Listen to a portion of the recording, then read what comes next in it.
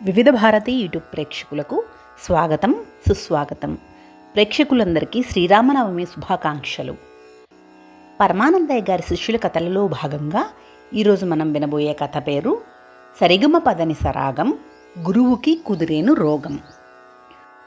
తమ గురువుగారి కొంపకి నిప్పెట్టడానికి 7 శిష్యులు హడావిడి పడుతున్న తరుణంలో పరమానందయ్య గారు శ్రీ కనకదుర్గమ్మ తల్లి ప్రాతకాల దర్శనంలో ఉండగా పెళ్ళిళ్ళ పేరయ్య ఉత్సాహంగా పరమానందయ్య గారి దగ్గరకు వచ్చి ప్రత్యేక పూజా కార్యక్రమంలో పాల్గొన్న పెద్ద శ్రీమంతుడిని చూపిస్తూ, వారు కొండపల్లి బ్రాహ్మణ అగ్రహారాధిపతులు శ్రీమంతయ్య గారు, మనవాళ్లే, ఐశ్వర్యంలో కుబేరుడు, దాన ధర్మాలలో అపరకర్ణుడు, ఆయన పక్కనున్న ముత్తైదువ ఆయన అర్ధాంగి, భర్తకి తగిన భార్య, వాళ్లతో పాటు కుర్రాడు ఉన్నారు చూసారా, కాస్తంత సన్నగా పేలగా ఉన్నాడే, ఆ కుర్రాడు వాళ్ల ఏకైక కుమారుడు, వారి కోట్లాది ఆస్తిపాస్తులకి వారసుడు.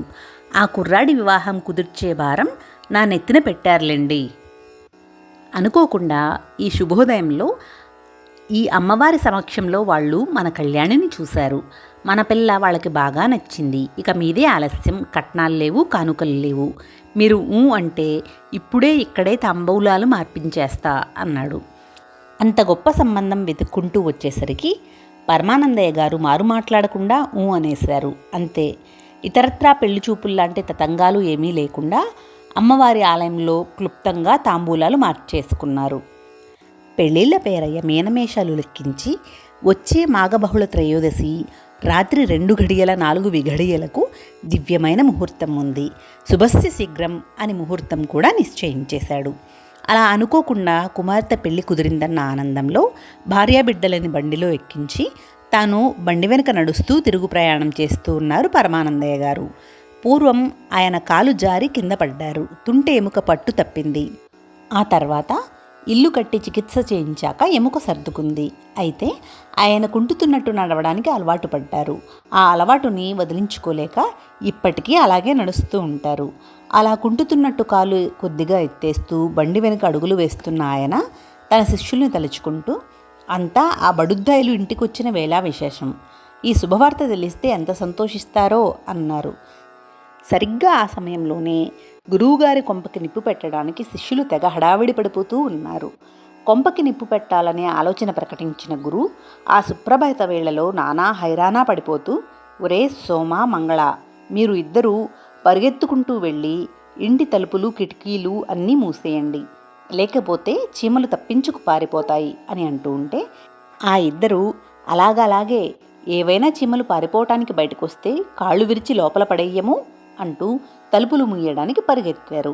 గురుడు గొంతు సకిలించుకొని, ఒరే బుద్ధి లేనోడా బుధా, రామాయణంలో హనుమాన్ల వారి తోకకు రాక్షసులు నిప్పు పెట్టారే, అట్లా నువ్వు తోక పెట్టుకో, శుక్రగాడు నీ తోక మీద నెయ్యి పోసి అంటించేస్తాడు అని అనగానే వాళ్ళిద్దరూ ఆ పనిలో నిమగ్నమైపోయారు. బుధ గుడ్డ పీలికలతో తోక తయారు చేసుకుంటూ ఉంటే శుక్ర నెయ్యి దారగా పోస్తూ తోక తడుపుతూ ఉన్నాడు. గురు చప్పున శనివైపు తిరిగి, ఒరే శని, నీ తంత్రంతో మంట పుట్టించి బుధుడి తోకను అంటించు, నేను మంచి లగ్నం చూసి మంచి ముహూర్తంలో ముట్టించు అనగానే కొంపకి నిప్పు ముట్టించాలి అని చెబుతూ తల తిప్పి వాళ్ళకి కాస్తంత ఎడంగా ఉన్న ఆదిని చూస్తూ, ఒరే ఆది, అందరం తలోపుని సర్దుకున్నాం, నువ్వు ఏం చేస్తావురా మరి అని అడిగాడు. ఆది అక్కడి నుంచే మొహం చిట్లించి, ఇప్పుడు నాకు తీరుబడి లేదురా, నా గాత్ర సాధనకి వేళయింది, మీరే ఎట్లా అట్లా సర్దుకోండి మరి అన్నాడు.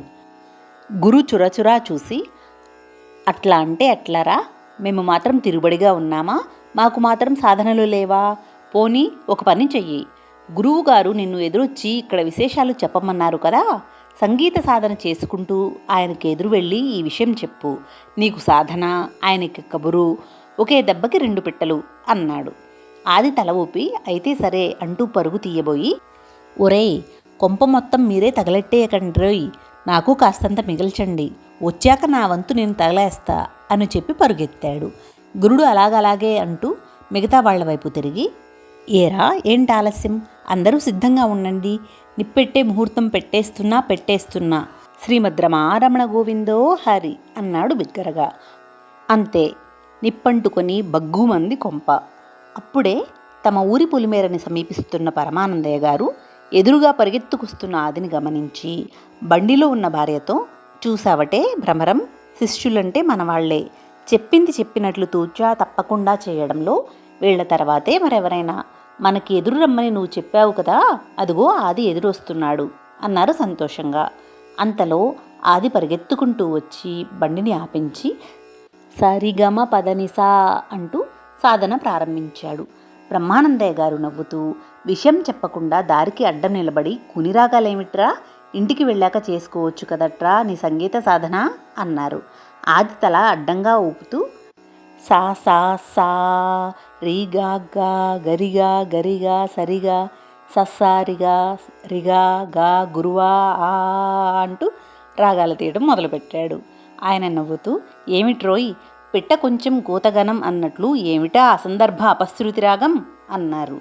ఆది రాగంలో మెలికలు తిరుగుతూ గురువరా తగలా తగలా అంటూ రాగం తీస్తూ ఉంటే ఆయన తెల్లబోతూ, తగలా తగలా ఏమిట్రా, ఏమి తగలడుతుందో చెప్పి ఎడవరా అన్నారు చిరాగ్గా. ఆది రాగం తీస్తూ తగలా తగలా తగలా పడుతోంది తమరై కొంప అన్నాడు. అంతే. పరమానందయ్య గారు అదిరిపడి, ఓరి దౌర్భాగ్యుడా, అక్కడ కొంప తగలబడుతుంటే ఆ విషయం తీరిగ్గా ఏడుస్తున్నావట్రా గాడిదా అని అరుస్తూ వేగంగా పరుగు తీశారు. తన కాలి అవిటితనాన్ని కూడా మర్చిపోయి పరిగెత్తుతున్న ఆయన్ని ఆది అనుసరిస్తూ, గురువుగారు కుదిరిందండోయ్ మీ రోగం అని అరిచాడు. ఆయన పరిగెడుతూనే, నీ బొంద, నా రోగం కుదరడం ఏమిట్రా, నాకేం మాయరోగం అని అరిశారు. ఆది కిలకిలా నవ్వి, రోగం మీకు కాదండి, మీ అవిటి కాలికి, అక్కడ కొంపకి నిప్పెట్టాం, ఇక్కడ కాలికి తిక్క కుదిర్చాం అన్నాడు. తన ఇంటి ముందుకు చేరుకున్న పరమానందయ్య గారు టక్కున ఆగిపోయారు. కళ్ళ ఎదురుగా తన ఇల్లు భగభగ మండుతూ అగ్నికి ఆహుతైపోతూ ఉంటే ఆయన తన కాలు వైపు చూసుకుంటూ ఉన్నారు. కుంటికాలు బాగై మామూలుగా కనిపిస్తుంది, అటు కొంప తగలబడిపోతుంది, ఇటు రోగం కుదిరింది, ఏమిటి మాయా అని అనుకున్నారు. మిగిలిన కథలను తరువాయి భాగాలలో కొనసాగిద్దాం. సర్వేజనా సుఖినో భవంతు, లోకా సమస్తా సుఖినో భవంతు. ఓం శాంతి శాంతి శాంతి.